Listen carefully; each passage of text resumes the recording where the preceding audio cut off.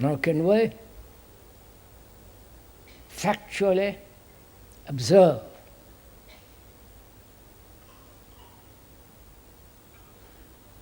not only the idea of me, the idea of the center, but also observe the movement of the senses.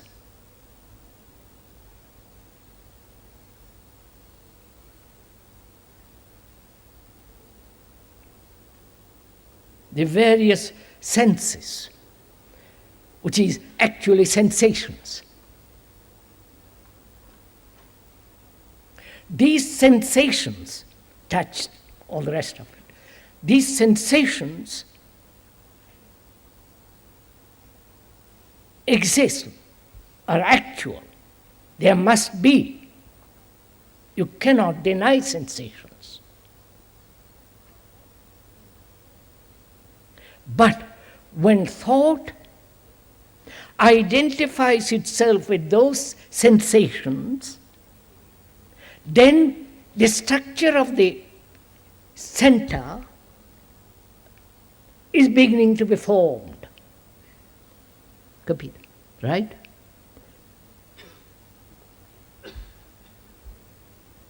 Please, it's not intellectual observation. Just ordinary daily fact, if you observe. The senses.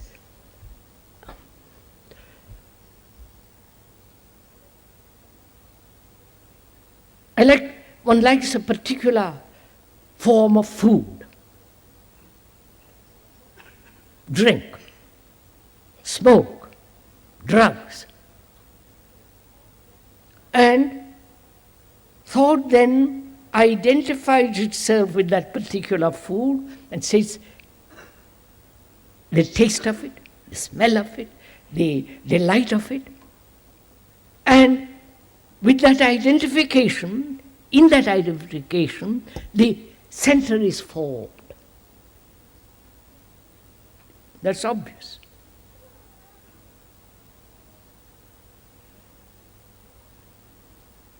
Now, can you observe? Please listen to this. It's very interesting if you go into this. Can you observe the movement of the sensations, whether it be sexual, whether it be taste, hearing, or seeing? Can you observe the movement of those ordinary natural sensations without identifying? Do you understand this?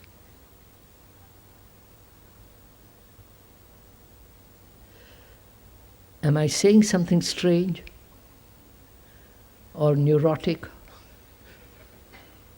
or bizarre? It's very important to understand this, because we go into this problem of identification. Where there is no identification, there is no center. Right? It is this constant identification with my senses, with my body, with my thoughts, with thought. You follow? The whole movement of identification. Identification being attachment, inseparable attachment, and with all its associations. And so there is this identification is a movement of energy, and that energy becomes more and more and more limited, which is the center. Right? So we're asking, is there an observation of the senses without any form of thought identifying itself with a particular sensation.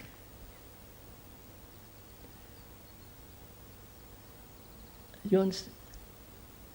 Sensations are natural. If you have no sensations, you are utterly paralyzed.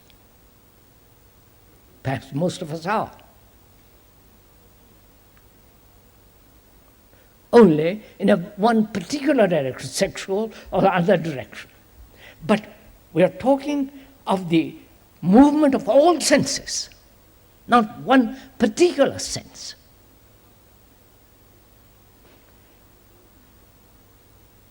If you see the logic of it, the reason of it, that the moment thought says, thought identifies itself with a particular sensation or with all the sensations, that identification is the movement of building up the narrow, building this vast energy into a narrow channel. Right? Have I explained? Have I made it clear? Now, there's no speaker.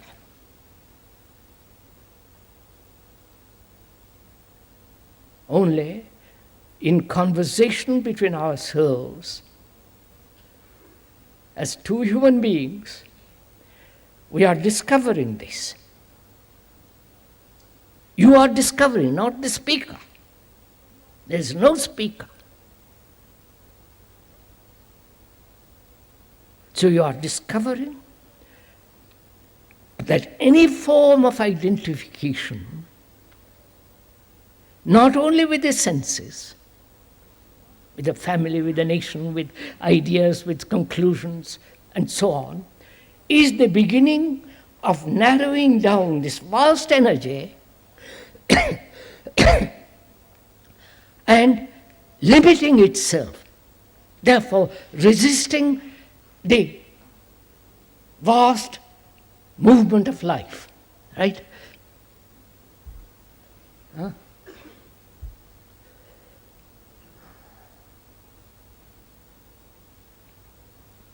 May I take a breath?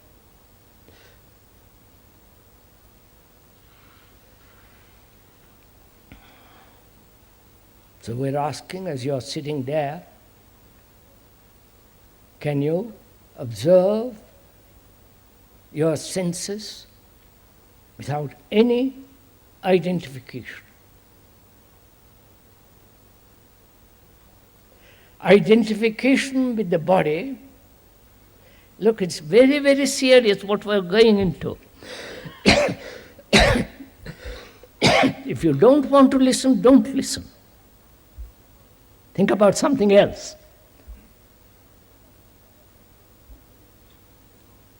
But if you listen with your heart, with your mind, with your whole being. As we are trying to go into this question of releasing the tremendous energy which is now canalized into a very, very small, narrow prison from which we act.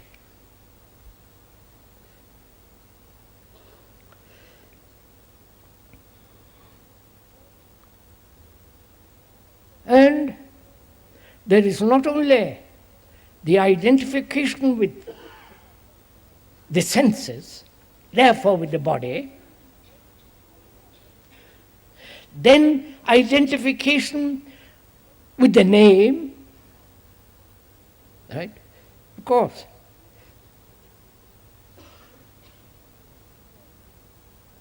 Even if you give yourself a new name or a new number, that's still identification, which the monks do, and so on.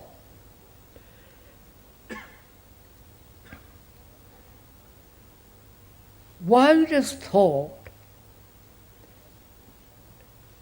constantly identifying itself with something?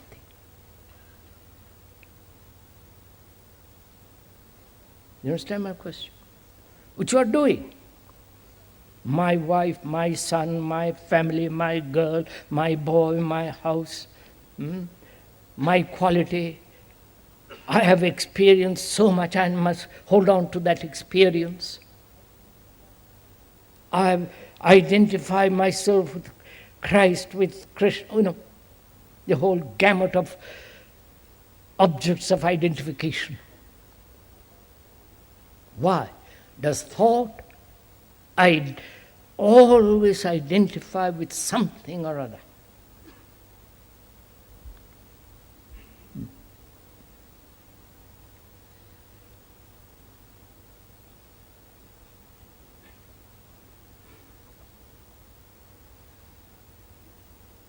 Don't you, if I may ask, not as a speaker, you're asking yourself,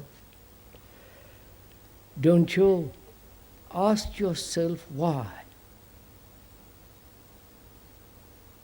Why do I identify myself with the form, with the name, with all the experiences which I have gathered?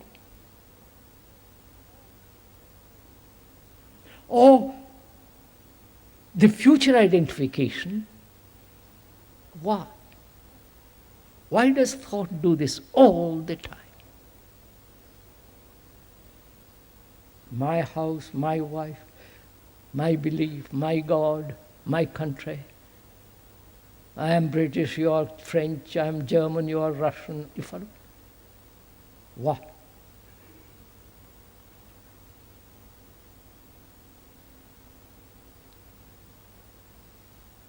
Is it because thought, being in constant flux, please find out, I'm just inquiring, find out, being in constant flux, movement, needs security about something.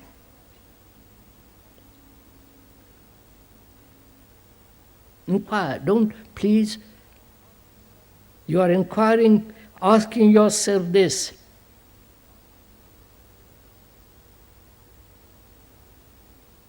When you say it's my house, that gives you certainty, stability, security.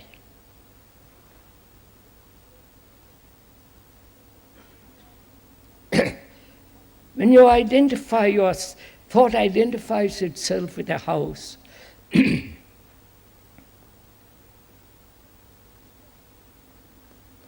is necessary. It gives it security, shelter, safety, protection. The physical identification with the house gives it security. Right? But watch it. That movement of identification with a physical necessity is taken over psychologically.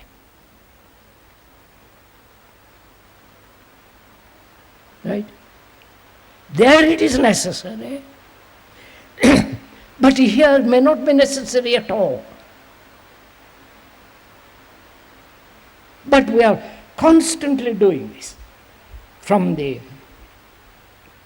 then the necessity, having clothes, though we may not identify myself with my trousers, shirt or blouse or whatever you one wears, but the attachment, the physical need, and from that need move into a psychological ground When you say it is necessary, there too. And it may not be. You're following this? I wonder if you are.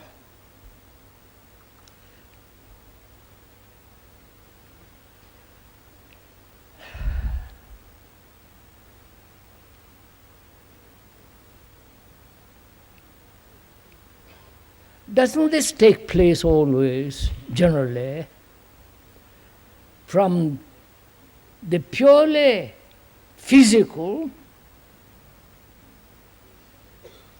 the need for food, the need for clothes, the need for cleanliness, and all the rest of it, that movement spills over into the psychological area. And the spilling over from this to this may be totally unnecessary, may be an illusion. There is only that and not this. I wonder for me. We'll go into this very carefully.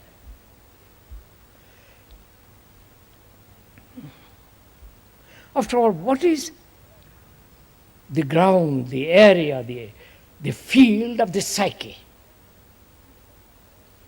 Understand? We understand more or less the physical. One needs food, clothes, and shelter.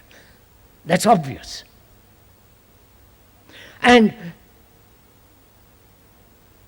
the danger comes when we identify ourselves with that.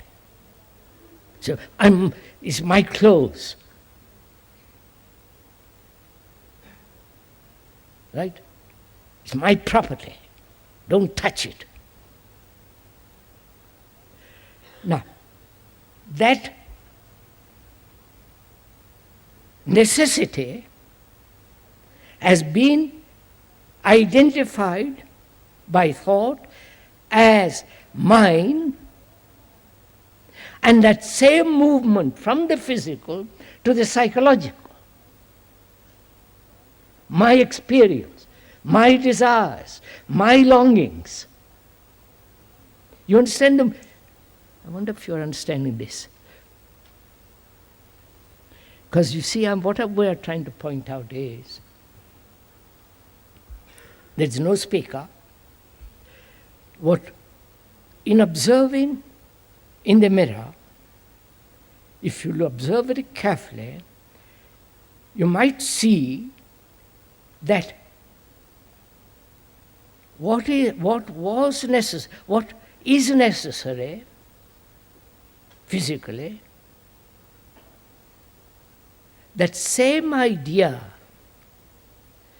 has been brought over into the psychological realm.